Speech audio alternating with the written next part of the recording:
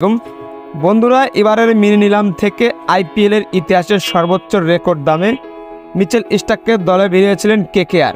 24,75,00,000 রুপিতে এই ক্রিকেটারকে দলে ভিড়িয়েছিলেন Kolkata night Riders. অন্যদিকে এবারের মিনি নিলাম থেকে কোনো ফ্রাঞ্চাইজি আগ্রহ দেখায়নি মোস্তাফিজুর রহমানকে নিতে, তবে শেষ পর্যন্ত চেন্নাই সুপার কিং 2 কোটি রুপিতে মোস্তাফিজকে কিনে নেয়।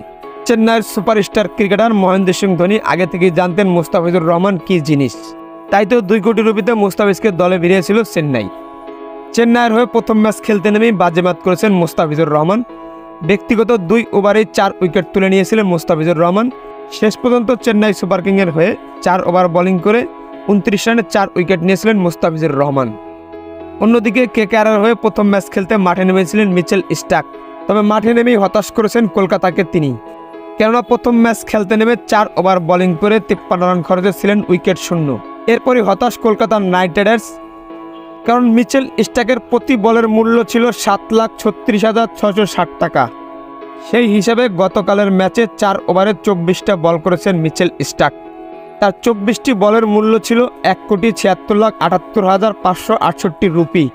তার এমন বোলিং দেখে হতাশ হয়েছেন কলকাতা নাইট রাইডার্স।